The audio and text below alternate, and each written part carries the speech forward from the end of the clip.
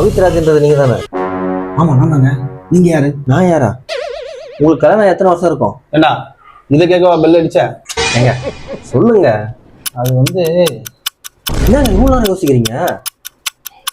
1.5 வருஷம் இருக்கும். 1.5 வருஷத்தையே இவ்வளவு நேரம் யோசிச்சிருக்கீங்க? ஏன் இப்ப என்னங்க பிரச்சனை உங்களுக்கு? போங்க. இரியா எனக்கு தெரியலையா உனக்கு? யாரியா நீ? யாரு பார்த்தோன்னு தெரியுதுங்க? இன்ஸ்டாகிராம் செலிபிரிட்டியா நீ? போயா. ஏங்க ஒரு நிமிஷங்க. கல்யாணம் ஆகி 1.5 வருஷம் ஆச்சுன்னு சொன்னீங்கல்ல, கல்யாணத்துக்கு மொய் வந்துச்சா? வந்துச்சு. மண்டபத்துக்கு காசு கொடுத்தியா? கொடுத்தேன். கேட்டரிங்க்கு? கொடுத்தேன். ஐயருக்கு? கொடுத்தேன். ஏண்டா ஐயர் கொண்டு கொடுத்துருக்கியே, போட்டோகிராஃபருக்கு காசு தரணும்னு எங்கேயாவது அறிவு இருக்காடா உனக்கு?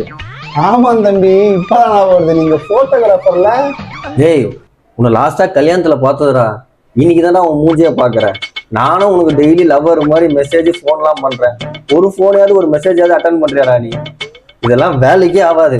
உன் பொண்டாட்டியை கூப்பிடு, நான் இன்னைக்கு பணம் வாங்கி தானே போவேன் வெளியே. போனலாம் ஊர்ல இல்லைண்ணே, முன்னாடி போயிருக்கா. 10 நாள் ஆகும். போங்க. டேய் பொண்டாட்டி ஊர்ல இல்லைன்னா உள்ளது ஒரு பொம்பளை வாய்ஸ் கேக்குது. யாரா அந்த பொம்பளை? ஏண்டா இதுக்கெல்லாம் காசு இருக்கு, ஒரு போட்டோகிராஃபருக்கு காசு கொடுக்குறது என்னடா ஆக போறீங்க? உனக்கு கொடுக்குறாங்க இல்லையா? எனக்கு கல்யாணம் பிடிக்கல, அதனால கொடுக்கல.